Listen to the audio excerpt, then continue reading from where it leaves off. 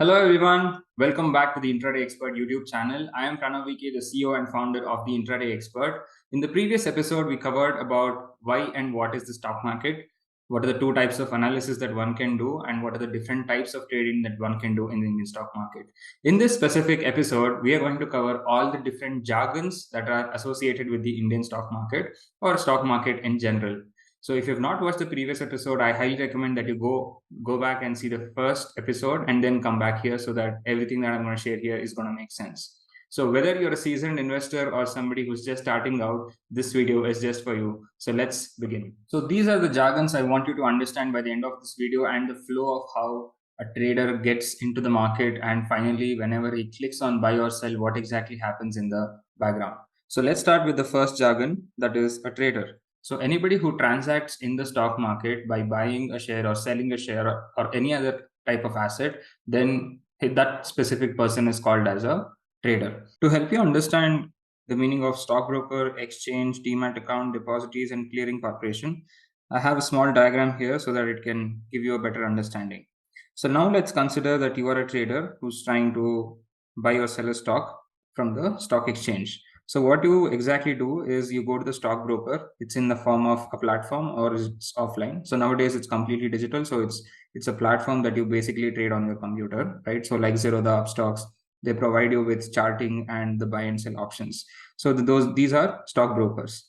So whenever you click on that buy and sell, the order flows to the stock exchange, and from the stock exchange it then goes to the clearing corporations, and from the clearing corporations finally the stock gets into your demat account.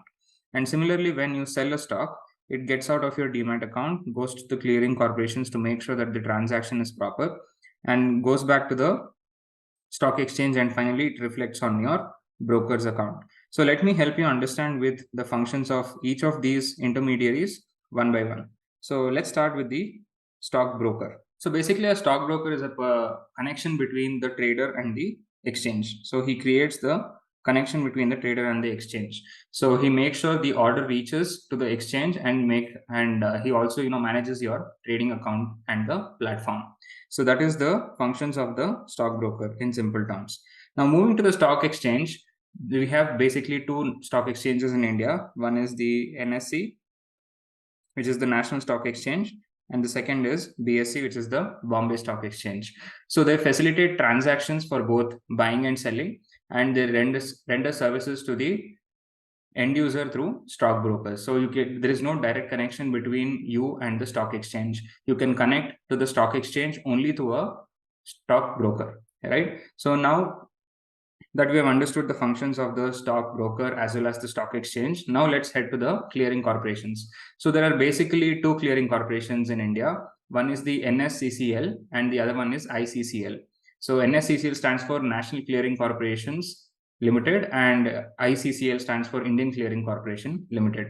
So the only function of the clearing corporation is to ensure a guaranteed settlement of your transactions. So let's say you are buying 5 stocks. The job of the clearing corporation is to identify somebody who is selling 5 stocks so that the transaction happens and at the same exact price point that you have entered in your stockbrokers platform. So that is the function of a clearing corporation. And the final thing that we have here is the depositories. So depositories, we have two depositories in India, that is CDSL and NSDL. Okay, so they manage your demat account. Now, what exactly is a demat account? So the demat account is just like a bank account where you keep money. A demat account is an account where you keep your shares, right? So the depositories, the CDSL and NSDL, they are like the bank accounts that take care of your demat accounts and make sure that it is safe, and they do not have any interaction with the public. So with that being said, hope you understood the entire flow.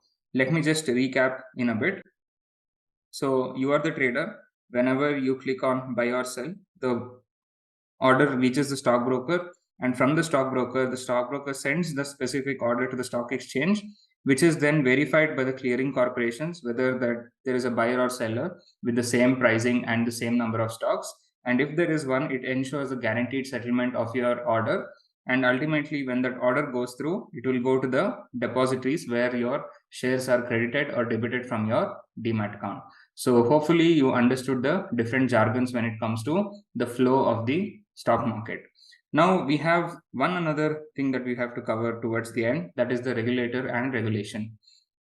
So as I had mentioned earlier in the earlier episode, that a regulator is somebody who regulates the markets and makes sure that people do not cheat each other, right? So the regulator in India is SEBI, which is the Security and Exchange Board of India, which ensures that all of these different intermediaries are working smoothly without any kind of hassle. And whenever there is a hassle, they take in charge and make sure that all of them are complying with the laws.